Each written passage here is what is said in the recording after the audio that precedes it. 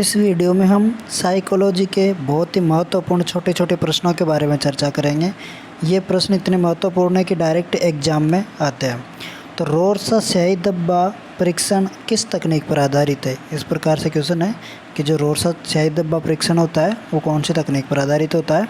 तो वो प्रक्षेपी तकनीक पर आधारित होता है और प्रक्षेपी तकनीक से अचेतन मन का मापन किया जा सकता है।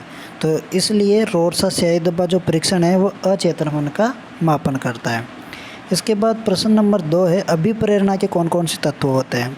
तो अभिप्रेरणा के लिए आवश्यकता होना जरूरी होती है प्रणोद, प्रोत्साहन, लक्ष्य, व्यवहार, उपलब्धि व उद्वेलन की कमी होगी तभी अभिप्रेरणा हो पाती है। इसके बाद है अगला क्वेश्चन, अनुभव शंकु का निर्माण किसने किया? तो ये सभी को पता होगा, अनुभव शंकु का निर्माण एडगर डेल के द्वारा दिया गया था और 1953-54 के अंदर ये दिया गया।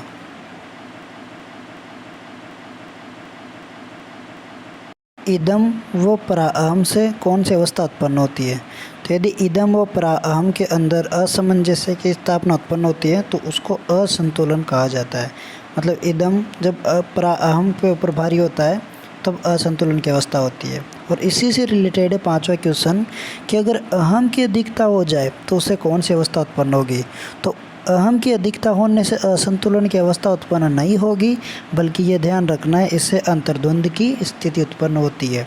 इदम और अहम दोनों से मिलकर तो असंतुलन बनता है और अहम की अधिकता होने से अंतर्द्वंद की स्थिति पैदा होती है। नेक्स्ट प्रश्न है, आश्चर्यजनक बुद्धि का सिद्धांत किसने दिया?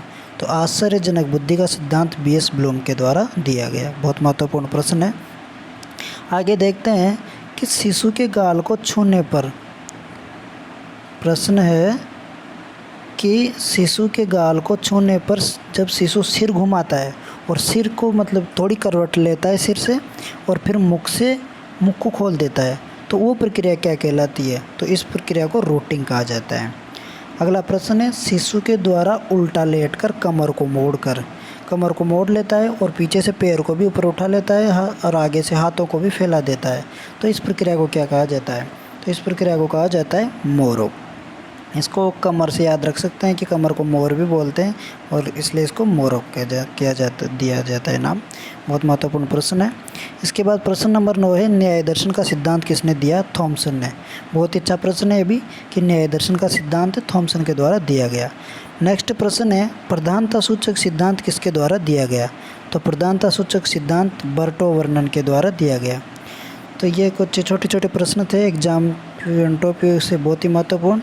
अगर पसंद आए हो तो वीडियो को लाइक ज़रूर करें। Thank you.